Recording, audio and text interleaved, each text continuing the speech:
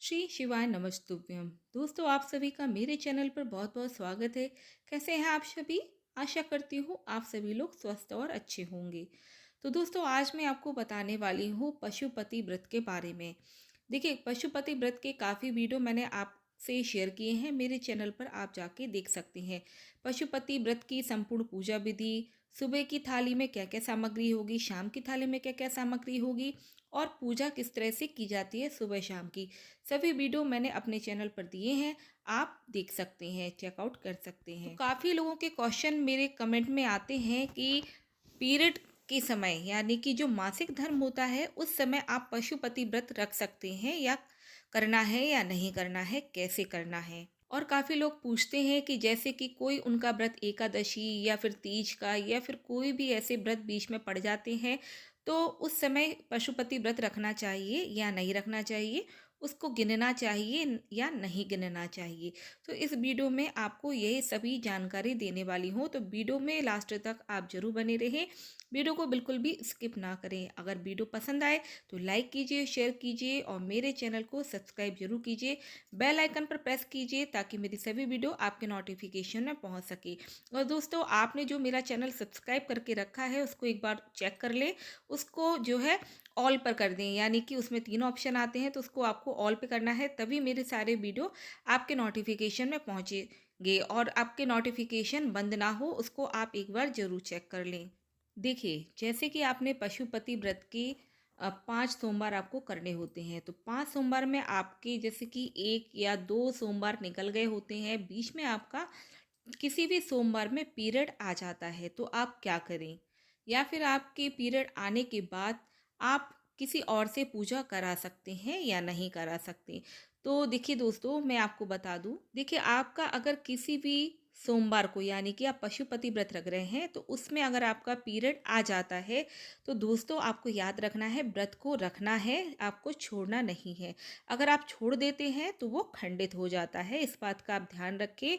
और उस व्रत की जो पूजा है आपको किसी और से भी नहीं करवानी है।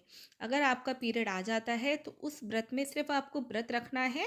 और जैसे शाम को एक टाइम आप भोजन खाते हैं, तो प्रसाद बनाने की भी ज़रूरत नहीं है, सिर्फ आपको भोजन करना है एक टाइम शाम के टाइम। तो प्रदोष काल का जो टाइम होता है उसके बाद आपको भोजन करना होता है, लेकिन उस व्रत को गिना नहीं जाएगा, इस बात का आप ध्यान रखें। काफ़ी लोग व्रत करते हैं लेकिन उसको गिन लेते हैं, तो दोस्तों ऐसा नहीं करना है। आपने 5 पशुपति व्रत जो रखे हैं, जिसमें आपने उनकी पूजा की है पूरी विधि विधान से, उसी सोमवार को गिनना होता है, वही गिनती में 5 सोमवार माने जाते हैं। और आपको मालूम ही है कि पीरियड जब आ जाता है तो ना ही पूजा की जाती है, ना ही कोई पूजा की सामग्री छुई जाती है, ना ही मंदिर जाया जाता है। तो बस यही करना है, आपको सिर्फ व्रत रखना है और शाम को एक टाइम भोजन करना है, कोई प्रसाद वगैरह भी आपको नहीं खाना है। बस उस व्रत को गिना नहीं जाएगा, लेकिन व्रत रखना होता है। आप अगले सोमवार से जब आप बाल धो लेते हैं, आपके दिन पूरे हो जाते हैं और आप साफ स्वच्छ हो जाते हैं, तब आपको व्रत रखना होता है अगले सोमवार से। उस सोमवार को आप जरूर गिन सकते हैं। व्रत वाले दिन अगर पीरियड आ जाए तो उस दिन आपको मन में ही श्री शिवाय नमस्तुभ्यम शिव जी के मंत्रों का जाप करना है। मन ही मन से आपको उनका स्मरण और जाप करते रहना है। और देखिए दोस्तों, जब आपका पीरियड आता है तो ना ही आपको कोई प्रसाद बनाना है, ना ही किसी से बनवाना है, ना ही मंदिर में प्रसाद आपको किसी से भी लगवाना है। जब आप पूजा करेंगे, आपका ही पूजा मानी जाएगी, आपका ही हाथ से प्रसाद बनाया जाएगा, उसी प्रसाद को चढ़ाया जाता है, उसी व्रत को माना जाएगा। देखिए, काफ़ी लोगों के क्वेश्चन ये भी आते हैं कि जैसे कि पीरियड व्रत रखने के बाद में आ जाता है, यानी कि शाम को आ जाता है, तो क्या करें? तो चलिए वो भी मैं आपको बता देती हूँ। जैसे आपका सोमवार का व्रत है, पशुपति व्रत का, तो आपने क्या किया, सुबह की पूजा कर ली और शाम की पूजा कर ली। शाम की पूजा करने के बाद आपने भोग भी खा लिया और उसके बाद भोजन करने के बाद आपका जब पीरियड आता है तो उस पीरियड को गिन सकते हैं, क्योंकि आपने सुबह शाम की पूजा कर ली, भोजन भी कर लिया, प्रसाद भी खा लिया। तो बाद में अगर आपका पीरियड आता है तो आपकी पूजा स्वीकार मानी जाएगी, क्योंकि उसमें पूजा का ही महत्व होता है। तो आपने दोनों टाइम की पूजा कर ली तो इस तरह से उस व्रत को माना जाएगा। हाँ, अगर आपने सुबह की पूजा कर ली उसके बाद पीरियड आ जाता है तो उस व्रत को नहीं माना जाएगा, वो व्रत खंडित हो जाएगा।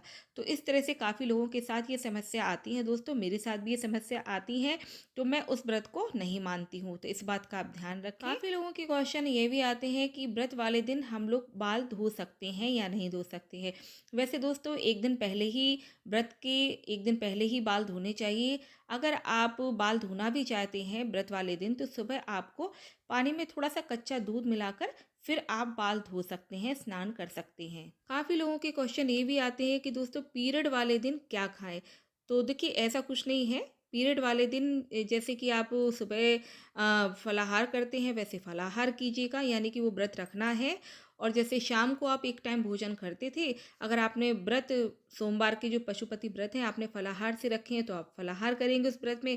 अगर आपने नमक से रखा है तो आप एक टाइम नमक ले सकते हैं।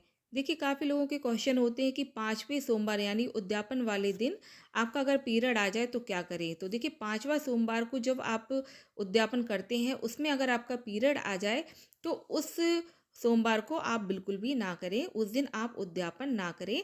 अगला सोमवार आप पकड़ लें, उसमें आप उद्यापन व्रत कर सकते हैं। देखिए दोस्तों काफ़ी लोग क्या करते हैं, कोई बोलता है कि हमारा पीरियड 3 दिन का आता है, कोई बोलता है हमारा पीरियड 4 दिन का होता है। तो दोस्तों 4 दिन हो या 3 दिन हो, आपके अगर पीरियड ठीक भी हो जाते हैं तो आपको करना क्या है, पूजा आपको छठवें या सातवें दिन ही बाल धोकर करनी चाहिए, क्योंकि शास्त्रों में मासिक धर्म में 4 दिन में बाल धोए जाते हैं और छठवें सातवें दिन आपको पूजा करना चाहिए। तो इस तरह से तभी आप पवित्र माने जाते हैं, तभी आप व्रत रख सकते हैं, तभी पूजा पाठ कर सकते हैं। इन बातों का आप ध्यान जरूर रखें। चलिए ये तो हो गई पीरियड से जुड़ी हुई जानकारी। अब आपको बता दूं दोस्तों, जैसे कि आप कहीं बाहर जाते हैं या कोई आपका बीच में व्रत पड़ जाता है तो क्या करना है। तो देखिए अगर आपने पशुपति व्रत रखे हैं, जैसे कि आपके 2 व्रत हो गए हैं या 3 व्रत हो गए हैं, तो चौथा जो सोमवार है वो आपका कहीं बाहर जाना है, अचानक से कोई अर्जेंट काम आ गया, तो आप क्या कीजिएगा, जैसे आपने सारे व्रत रखे बस वैसे ही रखने हैं। बस पूजा आप करनी है। अगर कोई मंदिर है तो अगर आप करना चाहें तो कर सकते हैं, नहीं तो उसको गिना नहीं जाएगा। आप जब जिस मंदिर में जिस शिवालय में आपने पूजा की है, अपने घर के पास के जो मंदिर से आपने पूजा की है, तो घर से ही व्रत रखा जाता है। घर से ही जो आप सामग्री बनाकर मंदिर में ले जाते हैं, शिवालय में पूजा करते हैं, उसी शिवालय में पूजा करके उसी विधि विधान से आप पूजा करेंगे तो ही व्रत को माना जाएगा। अगर आप बाहर जाते हैं तो उस व्रत को गिना नहीं जाएगा, लेकिन व्रत रखा जरूर जाएगा। और अगर आपका कोई दूसरा व्रत आ जाता है, जैसे कि एकादशी व्रत होता है, तीज होते हैं, बहुत से ऐसे व्रत होते हैं जो बीच में पड़ जाते हैं, तो आपको क्या करना है, सोमवार वाले दिन उस व्रत को छोड़ देना है। दोनों व्रत एक साथ नहीं करने चाहिए, दोनों व्रत को नहीं गिना जाएगा। जो आप पहले से रह रहे हैं उस व्रत को आप कंटिन्यू कीजिएगा, और जो पशुपति व्रत है उसको नेक्स्ट सोमवार से आप कर सकते हैं, उस सोमवार को आप बिल्कुल भी ना करें। तो इस तरह से दोस्तों मैंने आपको बताया कि मासिक धर्म में आप पूजा कैसे कर सकते हैं, और आप कहीं बाहर जाते हैं या कोई आपका व्रत पड़ जाता है तो आपको क्या करना होता है। तो दोस्तों इसी के साथ आपसे विदा लेती हूँ। अगर आपको ये वीडियो जरा भी पसंद आया हो तो मेरे वीडियो को लाइक कीजिए, शेयर कीजिए, मेरे चैनल को सब्सक्राइब जरूर कीजिएगा, बेल आइकन पर प्रेस जरूर कीजिएगा। मिलते हैं एक नए वीडियो के साथ। नमस्कार दोस्तों।